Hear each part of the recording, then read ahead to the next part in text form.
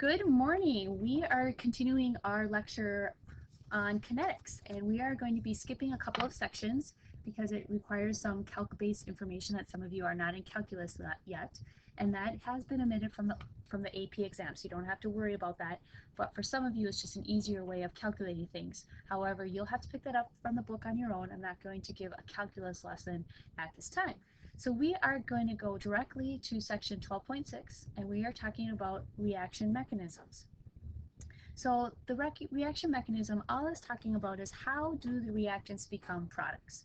We have been talking about the energy that's there, the bombardment that has to happen, and the intermolecular attractions that we have to overcome, the orientation for collisions. So all of that's going to be addressed in this section.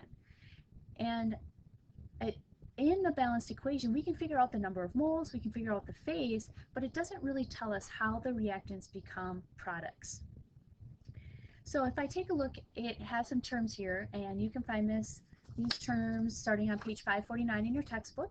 And the first one that talks about is the elementary step. And the elementary step is just simply a reaction rate that can be written from its molecularity. Molecularity is just basically the balanced equation. It'd be great if everything was that simple, but it really isn't. Molecularity is the number of species that must collide to produce a reaction. And I think we talked about in class how not every single molecule, when it collides, is going to be able to form a product. You have to be able to have the right orientation, and that just doesn't always happen. Well, if we take a look and take apart these reactions, we have a unimolecular reaction, and that uni means one, and that's the same thing that it means here. I have one molecule. Then the prefix bi that you see here, let me grab a pen. The prefix bi that you see means two, and so that means that I would have two species or two compounds colliding in a reaction. And termolecular means that I will have three molecules. This is very, very rare that it actually would work and produce a lot of product. If you think about three things trying to collide together simultaneously, that's going to be a very small reaction that's going to be happening. So my reaction mechanism is a series of elementary steps that have the sum that equals the overall balanced equation, and it has to agree with the experimental determined rate law. So the experimental determined rate law is what we've been working on the last few days in class, where we were taking experiment 1 versus experiment 2 and looking at how the concentration changes over time. Well, now we need to take a look at if we have some more given information. So rate determining is one step of the mechanism controls the overall rate of a reaction. Well, if you want to think about this, it can't be any faster than the slowest step. And a great example of this is that if you are trying to pour a liquid through a funnel, doesn't matter what you're imagining, water through a funnel into a container or gasoline into a gas tank, whatever it is, the opening of that funnel is how quickly you're going to be able to fill your container, whether it's your gas tank or another container that you're filling with water. The size of the funnel is going to determine that. It doesn't matter how much water you have to pour through there, you can only pour it as fast as the opening of that funnel. So the same thing happens with these reaction mechanisms, is that the reaction is only going to happen as fast as the slowest step. So if we take a look at a couple of equations that I have here, first of all, take a look at this chart that I have here. This is what we're talking about with unimolecular. So unimolecular, you can see that I have one reactant making a product, and here is its rate law. You can find the same chart. It's on page 550 in your textbook, and you can see here for a bimolecular that we have two reactants making a product, and so you can see that they get the square term over here in our rate law. And then bimolecular, they don't have to be the same. And termolecular, as we talked about, that they're really rare and that doesn't happen very often. So if we take a look at some equations, and I'll write one out that is a slow and a fast reaction, and you'll see what I am talking about.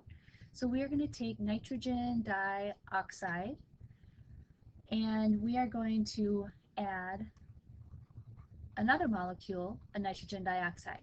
So this is going to be a bimolecular equation, and if I go through this, you should understand that this equation has its own rate constant, and I'm going to make nitrogen trioxide and nitrogen monoxide.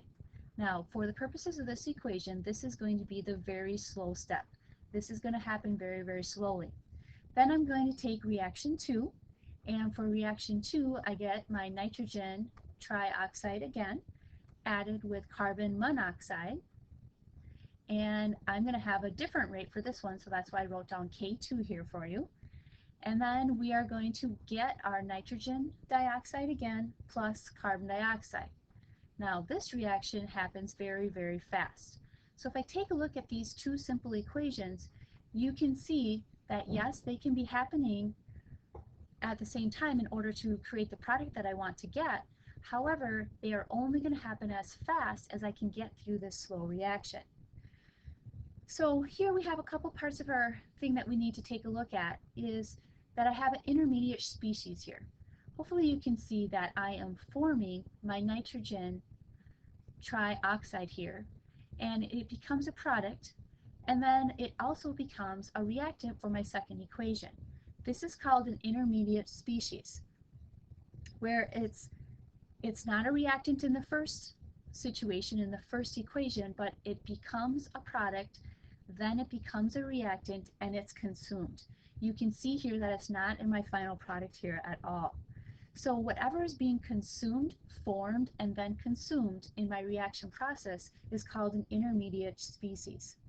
Now, if I use Hess's law, like you guys understand Hess's law, you can see that this is going to cancel with this, and my nitrogen trioxide is going to cancel out, and I would have my, I think that's everything, I would have my balanced equation here of my nitrogen dioxide plus my carbon monoxide. I can figure out the rate of this, and I'm getting nitrogen monoxide plus carbon dioxide. Now, if I'm going to write a rate law to this, I can't look at my overall balanced equation. I have to refer back to my slow reaction because that is the one that is truly dictating the speed of this. And so if I'm going to write my rate law is going to be equal to whatever my rate in my first equation is, multiplied by the concentration of my nitrogen dioxide raised to the second power, because it was a bimolecular equation and I have two of them in that overall step. So our result in here is that the sum of these elementary steps, they do have to equal my overall balanced equation, but they also have to equal my experimental data. So I would take this back, I would go back and I would look at my experimental data to see if indeed it actually is a second order reaction. Okay, so if we take a look, we are at a point that you should be able to do several questions now in your book, and you can do everything that I have assigned to you except questions 11, 53, I'm writing these down here for you, 54, and 55. You will be able to answer these in the next podcast. Remember that you are getting prepared for a test next Friday, which would be February 10th. Have a wonderful night.